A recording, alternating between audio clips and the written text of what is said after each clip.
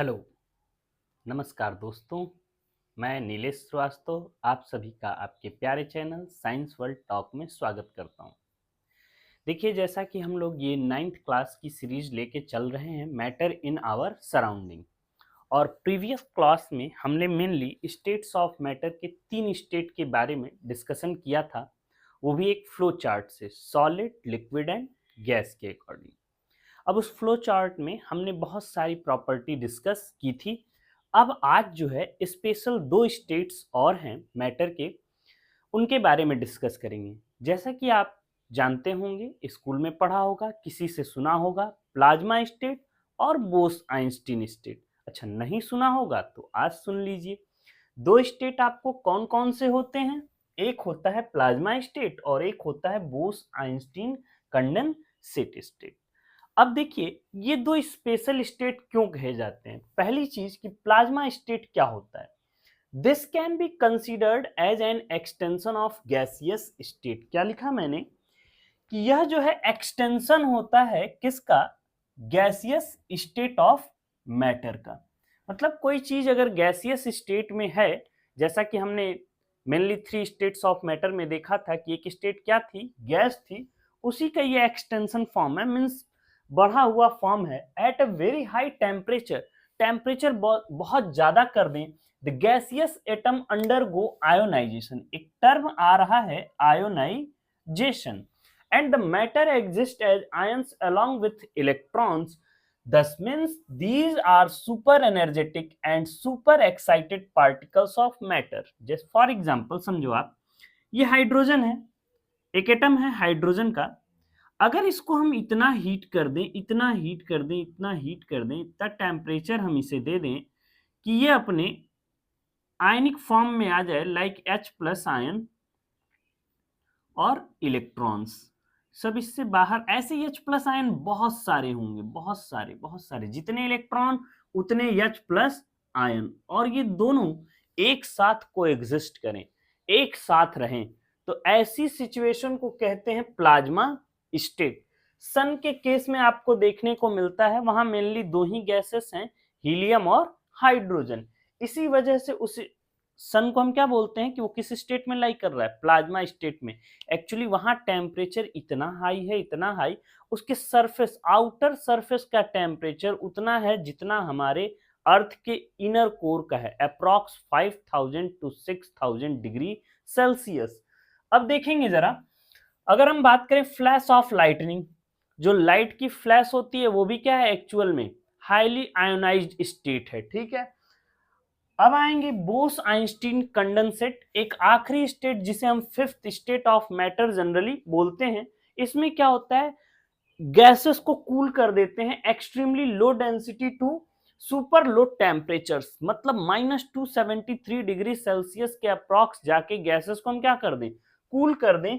ये होते हैं सुपर कंडक्टर। क्या होते हैं? सुपर कंडक्टर और सुपर फ्लूइड्स। अच्छा, कुछ सुपर कंडक्टर और सुपर फ्लूइड्स के बारे में आपका काम है गूगल पे रिसर्च करना, इसीलिए मैंने इसके बारे में आपको ज्यादा बताया नहीं है। रिसर्च करेंगे, खुद से ढूंढेंगे कि ये क्या होता है एक्चुअल में, सुपर कंडक्टर और सुपर फ्लूइड्स क्या होते हैं, मैं बता दूंगा। तो आपकी जो क्यूरियोसिटी वाली माइंड है कि हम कैसे ढूंढें, वो आप करेंगे नहीं। जैसे मैंने प्लाज्मा स्टेट की 2-3 एग्जांपल्स आपको दे दिए, तो आप नहीं फाइंड करते, आप एक केवल एक जानते कि सन होता। मैंने यहाँ स्टार्स भी दिया, बहुत सारे नेबुला स्टार्स। नेबुला स्टार्स जो है वहां भी कैसी स्टेट पाई जाती है? गैसियस स्टेट पाए जाते हैं। और गैसियस कैसी होती है? वो स्टेट आयोनाइज्ड होती है। कैसी होती है? आयोनाइज्ड होती है। फ्लैश ऑफ लाइटनिंग, अच्छा इसका एग्जांपल याद रखेंगे सर, प्लाज्मा और बोस आइंस्टीन कैसे भूल ना जाए, तो एक ही तरीका याद रखो। जैसे ही कैंपस में आपका ब्रेक टाइम होता है, तुरंत आप आयोनाइज हो जाते हो, इतनी तेजी से निकलते हो कि टीचर क्लास में ही है और आप बाहर। इसका मतलब कि आप अपने स्टेट को छोड़ दिए हैं और इलेक्ट्रॉन के फॉर्म में बाहर हो गए। सुपर एनर्जेटिक होते हैं आप, सुपर एक्साइटेड होते हैं। गेम खिला दिया जाए, पढ़ाई छोड़ के अगर गेम खिला दिया जाए, तो आप सुपर एक्साइटेड हैं और सुपर एनर्जेटिक हैं। बोस आइंस्टीन कंडेंसेट में याद रखना है, कूल करेंगे। क्या करेंगे? कूल करेंगे। किसको? गैसेस को, एट वेरी लो डेंसिटी। अब आएंगे, इसके लिए मैंने आपको एक क्वेश्चन दिया है, ये भी मैं नहीं कराने वाला, इस पे आप खुद सोचेंगे और जवाब ढूंढेंगे। कह रहा है विच of following statement regarding oxygen is true. ये देखने के लिए एक क्वेश्चन है, लेकिन ये खुद में बहुत सारे स्टेटमेंट रख रहा है, बहुत सारे क्वेश्चन जैसे स्टेटमेंट्स मैंने कहा है। तो अब स्टेटमेंट्स कौन कौन से हैं? पहला स्टेटमेंट क्या कहता है? The molecules of oxygen collide with each other and hence exert pressure. अच्छा, ऑक्सीजन के मॉलिक्यूल कोलाइड करते हैं एक साथ, इस वजह से वो प्रेशर एक्सर्ट करते हैं। क्या ये बात सही? अब सोचिएगा, यहाँ ट्रिक लगा दिए तो ये मत सोचिए सही है, पता नहीं सही है कि नहीं। अगला देखेंगे, क्योंकि हमसे क्या पूछ रहा है, रिगार्डिंग इज ट्रू। कौन सा स्टेटमेंट ट्रू है ऑक्सीजन के केस में? The molecules of oxygen are compressible. क्या मॉलिक्यूल ऑफ ऑक्सीजन कंप्रेसिबल हैं? सोचिएगा ध्यान से, ऐसा नहीं कि ऐसे ही बस trick. The molecules of oxygen have large intermolecular space between them. अभी तो बताने की जरूरत ही नहीं, सब समझ गए होगे। अगर ऑक्सीजन एटम के बारे में सोचोगे तो आपको जवाब मिल जाएगा। एक्चुअली ऑक्सीजन क्या होता है? गैस होता है। तो सबसे पहले तो ये माइंड में बना लीजिए कि गैस है। अब गैस की प्रॉपर्टीज को याद करिए, अपने आप ये सही मिल जाएगा आपको answer. The molecules of oxygen show translatory motion in all direction. अच्छा, ये वाला मोशन अभी प्रीवियस वाली क्लास में मैंने आपको बताया, दो तरह के मोशंस हैं मॉलिक्यूल्स में, matter of states of matter में। पहला वाइब्रेटरी और दूसरा ट्रांसलेटरी। अब ऑप्शन दे रहे हैं, ए फर्स्ट स्टेटमेंट करेक्ट है, थर्ड है एंड फोर्थ है। अब आप सोचेंगे कौन सा स्टेटमेंट है। Option B only third correct है, बाकी सब इनकरेक्ट है। Option C first second third and fourth. बहुत से लोगों को ये लगेगा ये चारों आ गया है, यही सही होना चाहिए सोच के। D option third and fourth. Third वाला तो जिसमें होगा ये तो आपको सबको पता चल गया होगा, कुछ बताने की जरूरत ही नहीं, ये तो जिसमें मिलेगा वो सारे ऑप्शन सही हैं, इसी वजह से मैंने थर्ड सब में डाल दिया है, थर्ड सब में डाल दिया है। अब आ जाएंगे, जरा देखेंगे fourth, the molecules of oxygen show transiently motion in all direction. अब आप इसको करेंगे और कमेंट बॉक्स में अपना आंसर हमको बताएंगे। अब इसके बाद मैं आपको, अभी ये आप नोट डाउन कर लेंगे तो मैं इरेज करता हूं और बहुत सारे क्वेश्चन राइट करता हूं, उनको आप हम डिस्कस करेंगे और जो भी आंसर होगा, कुछ क्वेश्चंस के आंसर यहीं करेंगे, कुछ होमवर्क के फॉर्म में होंगे वो मैं आपको दे दूंगा, आप फाइंड आउट करेंगे और उनके भी आंसर कहाँ लीव करेंगे? कमेंट बॉक्स में। आई होप मेरी बात आपको समझ में आई होगी।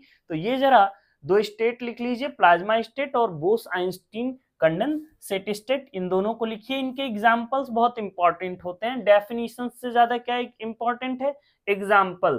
क्योंकि मेनली देखिए इसके डेफिनेशन क्लास 9th के बच्चे से पूछ लिया जाता है, ऐसा नहीं कि कोई बहुत बड़ा अपराध हो जाएगा कोई पूछ लेगा तो, लेकिन अगर आपको डेफिनेशन नहीं भी याद है, एग्जाम्पल्स याद हैं और उनकी समझ याद है कि प्लाज्मा स्टेट में क्या होगा, पहली बात कि वो हाई टेम्परेचर पे होंगे और गैसियस मॉलिक्यूल्स किस फॉर्म में कन्वर्ट हो चुके होंगे? अपने आयनिक फॉर्म में। अच्छा, आयनिक फॉर्म क्या होता है बस समझ लीजिए। कोई एटम है, अभी आप नेक्स्ट चैप्टर में इसी क्लास में क्लास 9th में डिस्कस करेंगे। अच्छा हाँ, कुछ लोग ये सोच रहे होंगे कि ये जो कुछ भी चीजें पढ़ाई जा रही हैं क्या ये कॉम्पिटिटिव लेवल पे काम आएंगे? बिल्कुल। कोई भी आप वनडे एग्जाम देते हैं तो बेसिक्स आपको एनसीईआरटी पढ़नी ही है। ये एनसीईआरटी के टॉपिक को कवर अप कर रहा होता है। आप कोई भी बच्चा जो वनडे स्टेट की प्रिपरेशन कर रहा हो, वनडे एग्जाम्स की प्रिपरेशन कर रहा हो, एनसीईआरटी सीरीज के रूप में इसको देख सकता है। ठीक है, क्योंकि अगर बेसिक्स क्लियर होंगे ना तो क्वेश्चन आप फॉर्म कर पाएंगे। अब मैंने जैसे यही एग्जांपल बता दिया, सन एंड स्टार्स, आपसे पूछ दे which is the which of following are the state lie in between plasma states, तो अब उसमें आपको ऑप्शन दे देगा, स्टार हो जाएंगे, सेकंड ऑप्शन दे देगा सन हो जाएगा, थर्ड दे देगा both A and B, D option दे देगा नन ऑफ दीज। अब आपको पता होगा तभी कर पाएंगे, वरना एक बेसिक पढ़ा होगा केवल सन, वहां ऑप्शन क्लिक करेंगे सन, जबकि गलत हो जाएगा। स्टार्स भी होते हैं प्लाज्मा स्टेट के एग्जांपल। तो देखिए बोस आइंस्टीन स्टेट और प्लाज्मा स्टेट, इनको आप नोट डाउन करिए, फिर मैं कुछ क्वेश्चंस लिखता हूं और उसको सॉल्व करेंगे। साइड हो जा रहा हूं मैं।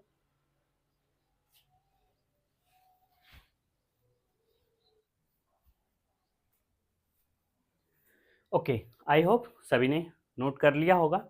अब देखिए मैंने कुछ बोर्ड्स पे क्वेश्चंस आपको राइट डाउन कर दिए हैं। अब ये क्वेश्चंस को पढ़ेंगे पहले और देखेंगे कि अंडरस्टैंडिंग लेवल हमारी कहाँ तक पहुंची है। सबसे पहला क्वेश्चन प्रैक्टिकल बेस्ड मैंने आपको दे रखा है। देखिए दिया है, bicycle pumps works on the basis of which of the following principle. Actually ये एक लॉ पे बेस्ड है, अभी मैं आपको वो लॉ बताता हूँ। पहले एक सिलेबस हुआ करता था states of matter in class 11th, ठीक है। एनसीईआरटी ने अब उसको रिमूव कर दिया है, कोई दिक्कत नहीं है, क्वेश्चन आते हैं कंपटीशन में, हम उसको समझ लेंगे। Bicycle pumps works on the basis of which of following principle. कहता है कि बाइसिकल का जो पंप, बाइसिकल में जो आप हवा भरते हैं, साइकिल में हवा भरते होंगे पंप से, वो किस प्रिंसिपल पे वर्क करता है, वो यहाँ कुछ प्रिंसिपल्स ऑप्शंस के फॉर्म में लिख रखा है, देखेंगे। Pressure exerted by a gas is directly proportional to the volume occupied by the gas at constant temperature। तो इस क्वेश्चन को करने से पहले मैं आपको एक लॉ बता देता हूँ, उसे कहते हैं बॉयल्स लॉ। एक साइंटिस्ट थे बॉयल साहब ने ये बताया था कि देखिए, किसी भी पर्टिकुलर मास के लिए वो जो उस पे अप्लाइड प्रेशर होता है वो उसके वॉल्यूम के इनवर्सली प्रोपोर्शनल होता है, बट कंडीशन थी एट कांस्टेंट टेम्परेचर। तो पहले हर वो ऑप्शन आपकी नज़र में सही होना चाहिए जहां टेम्परेचर क्या है, कांस्टेंट है, यहाँ है, यहाँ है। अब देखिए कहीं कांस्टेंट प्रेशर है, ये गलत हो जाएगा, ये गलत हो जाएगा। दो ऑप्शन ऐसे ही फिल्टर हो गए, अगर आपको डेफिनेशन याद रही तब। अब दो बच गए हैं, वैसे तो हम सारे ऑप्शन पढ़ेंगे आपके लिए।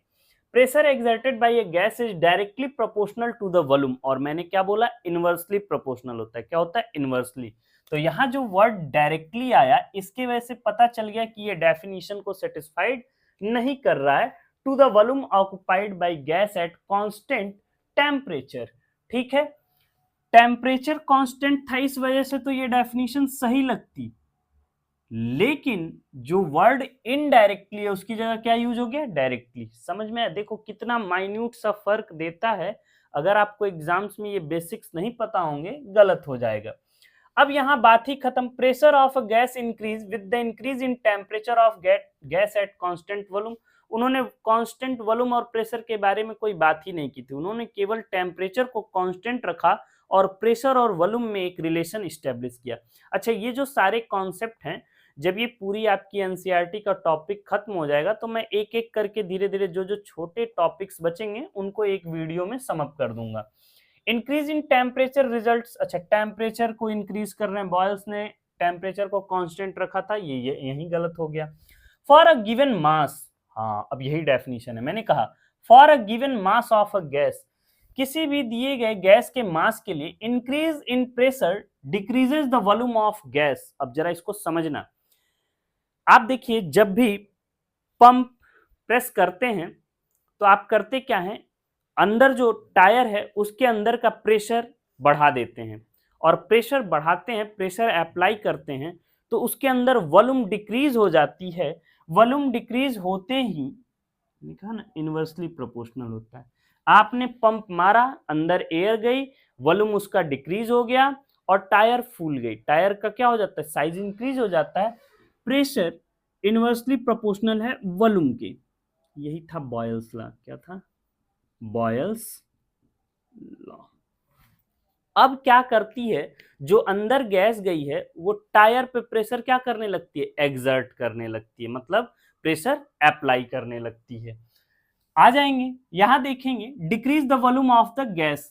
अंदर जो गैस भरी थी उसका वॉल्यूम क्या हो गया, डिक्रीज हो गया, क्योंकि आपने बाहर से क्या कर दिया, प्रेशर अप्लाई कर दिया। Pressure is inversely proportional to volume at constant temperature, Boyle's law था। तो बातें समझ में आ गई, इसका मतलब कि डी ऑप्शन क्या है, यहाँ करेक्ट है। अब आ जाएंगे, अच्छा आपको ये लॉ नहीं पढ़ा होगा, इस वजह से थोड़ा दिक्कत हो सकता है, मगर कॉन्सेप्ट मैंने जो बताया आई होप समझ में आ गया होगा सबके। बॉयल्स साहब एक साइंटिस्ट थे, उन्होंने एक लॉ दिया, कहा कि किसी भी गिवन मास के लिए अगर प्रेशर इंक्रीज करते हैं तो वॉल्यूम क्या होगा, डिक्रीज होगा, या दूसरे सेंस में आप ये कह सकते हैं pressure is inversely proportional to its volume at constant temperature. अब आ जाएंगे, क्वेश्चन दिया है, when some amount of water is heated bubbles appear in the liquid even a slightly heating, identify the reason। क्या पढ़ा मैंने, when some amount of water is heated bubbles appears in the liquid even on slight heating, identify the reason। बहुत practical सा question है ये। सबसे पहले आपका ब्रेन ये सोचना चाहिए कि वाटर में क्या क्या मिक्स होता है, मतलब कौन सी गैसेस डिसॉल्व होती हैं। कॉमन सेंस की बात है, आपको पता है ऑक्सीजन होती है और कार्बन डाइऑक्साइड, दो ही गैसेस मेनली उसमें डिसॉल्व होती हैं। तो अब देखिए, steam is formed when water is heated. अरे भैया, स्लाइट हीट करेंगे तो स्टीम फॉर्म होगा? बिल्कुल नहीं होगा, गलत हो गया। Water vapour appears as bubble, water vapour हो जाएगा तो बबल्स के फॉर्म में थोड़े अपीयर होगा, वो तो सरफेस छोड़ देगा, ये भी नहीं होगा। द डिजॉल्व, अच्छा गैस की जैसे ही बात की तो अब ध्यान से पढ़ेंगे। The dissolve gases in water are released out, बिल्कुल सही जवाब है ये। क्यों? क्योंकि जो डिजॉल्व गैसेस होती हैं लाइक ऑक्सीजन और कार्बन डाइऑक्साइड, वो क्या हो जाएंगी? रिलीज्ड आउट हो जाएंगी। The water expends only heating, ये भी गलत है। मतलब ऑप्शन से आपको थ्योरी का कॉन्सेप्ट पता है। जैसे मैं पहले ही बोल दिया कि गैसेस डिजॉल्व होती हैं, तो अब देखिए कि सबसे पहला गैस की बात कहाँ की गई है। अब मैंने ये भी बताया कि ऑक्सीजन और कार्बन डाइऑक्साइड। अब आते हैं, देखा कैसे ये क्वेश्चंस हो रहे हैं, ये प्रैक्टिकल, आपने थ्योरी पढ़ा और इस पे प्रैक्टिकल एप्लीकेशन बेस्ड कैसे क्वेश्चन होते हैं, इस तरह से होते हैं और उनको सॉल्व करेंगे। Which among the following substances diffuses into each other. अच्छा, अब बताना है कि कौन सा इसमें जो सब्सटेंस ऑप्शन में दिया गया है एक दूसरे में डिफ्यूज हो जाएगा, सबसे पहली बात। तो अब देखिए, अभी अभी मैंने कहा ऑक्सीजन एंड वाटर से, तो आप ऑप्शन पता कर लिए कि ऑक्सीजन क्या होता है, वाटर में डिसॉल्व होता है। कार्बन मोनोऑक्साइड, सारे ऑप्शन चेक करेंगे, carbon monoxide and water dissolve होते हैं? बिल्कुल नहीं। सल्फर पाउडर एंड वाटर, बिल्कुल नहीं। अरे भैया, ये पाउडर फॉर्म में आपको सस्पेंशन के फॉर्म में मिलेंगे। अब आ जाएगी साल्ट सोल्यूशन एंड पेट्रोल, ये तो बिल्कुल ही नहीं हो सकता। ये तो आपने पढ़ा ही है कि पेट्रोल जो है क्या होता है, सरफेस पे होता है वाटर के, ये हो नहीं सकता। तो साल्ट सोल्यूशन आपने बनाया, वाटर ही है ये, पेट्रोल मिक्स करेंगे नहीं होगा, डिसॉल्व मींस डिफ्यूज नहीं होगा। अब आ जाएंगे, identify the substance in which the particles process maximum kinetic energy. Concept पहले, मैक्सिमम काइनेटिक एनर्जी किसमें होती है? गैसेस में। किसमें होती है? गैसियस मॉलिक्यूल्स में। तो जो भी यहाँ सॉलिड और लिक्विड होंगे वो गायब हो जाएंगे। देखते हैं, डायमंड सॉलिड होता होगा? नहीं होगा। लिक्विड अमोनिया लिक्विड है, बात ही खत्म। मरकरी, मरकरी क्या है? सॉलिड है, एक्सेप्शन है, ये भी याद रखिएगा, एक्सेप्शन है जो लिक्विड स्टेट में पाई जाती है, ये भी नहीं होगा। अब बचा हाइड्रोजन क्लोराइड। लैब में आपको ये लिक्विड स्टेट में भी मिलती है, लेकिन ये किस में रहती है? गैसियस स्टेट में। इसका मतलब ऑप्शन डी इज करेक्ट। और आज के लिए इतना ही। ये जो मैंने क्वेश्चन आपको कराए, इनको एक बार और करेंगे। और अगर आपको चैनल पे वीडियो में कोई भी ऐसा लगता हो कि सुधार की जरूरत है तो बिल्कुल सजेस्ट करिए। और जो भी ऑप्शंस आपको कराए जा रहे हैं, इनको बैक करके पहले खुद ऑप्शंस देने की कोशिश करेंगे। मैंने तो इस बार पहला आपके लिए क्वेश्चन सेशन रखा था, इस वजह से बता दिया, आपकी हेल्प कर दी। नेक्स्ट टाइम से मैं कुछ टाइम लूंगा, आपको क्वेश्चन नोट होंगे, आप खुद करने की कोशिश करेंगे। डजंट मैटर वो सही होता है कि गलत, फिर जब गलत होगा तो आपको सही बताया जाएगा और वो चीजें क्या रहेंगी? याद रहेंगी। Thank you everyone, thanks. अगर वीडियो आपको पसंद आ रहा हो तो चैनल को लाइक शेयर एंड सब्सक्राइब करना ना भूलें और अपने दोस्तों के बीच जरूर शेयर करें। Thank you.